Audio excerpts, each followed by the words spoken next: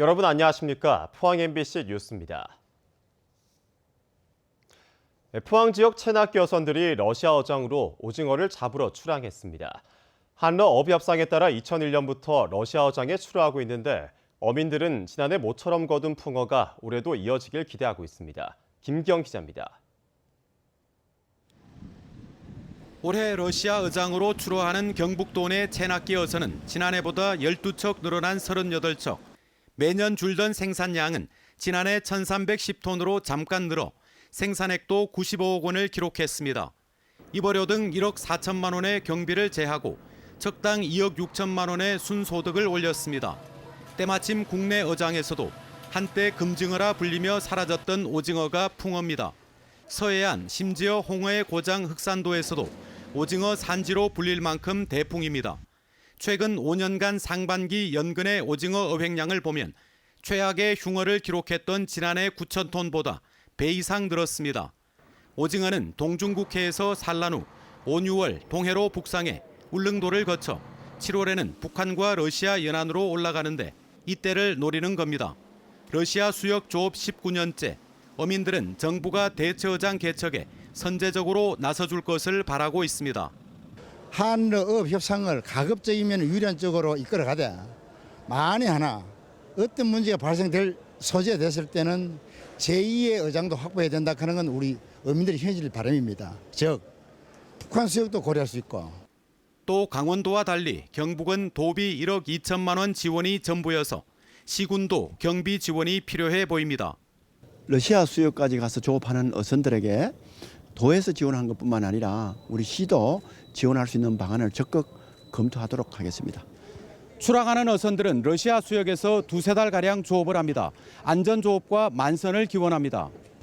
한편 해양수산부는 2014년부터 4, 5월 2달간 실시하는 오징어 금어기를 내년 1월부터는 6월까지 한 달 더 연장하는 수산자원관리법 개정안을 입법 예고했습니다. MBC 뉴스 김기영입니다.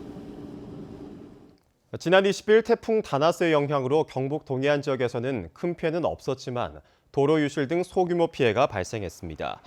경상북도의 잠정 집계 결과 경주시 산내면의 지방도로와 양남면의 31번 국도 사면 일부가 유실돼 응급 복구가 진행됐습니다.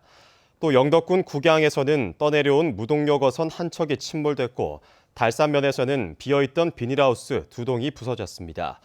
이번 태풍으로 포항시 죽장면에는 337, 경주시 산내면에는 261mm의 많은 비가 내렸고 일부 지역에서는 돌풍이 불기도 했습니다. 영덕군 강구항에서 지난해에 이어 올해 태풍의 선박에 밧줄이 풀리거나 끊어지면서 표류하는 사고가 발생해 주의가 필요합니다. 지난 20일 오후 강구항 방파제 정박 중이던 400톤 안팎의 바지선 2척이 고정했던 밧줄이 풀리면서 표류해 해경에 의해 구조됐습니다. 지난해 10월 태풍 콩레이 당시에도 어선 15척이 불어난 강물에 고정용 밧줄이 끊어지면서 떠내려가다 부서지는 사고가 발생하기도 했습니다. 국민권익위원회가 지방의회 의원의 겸직 정보 투명성 강화 방안을 제시했습니다. 이해 충돌 방지를 강화하기 위한 조치로 의원의 겸직 현황 정보 공개를 의무화하고 미신고 또는 허위 신고에 대한 징계 의무화, 위반에 대한 구체적인 징계 기준 마련, 겸직 관련 감시, 자문기구 설치 등의 방안을 제시했습니다.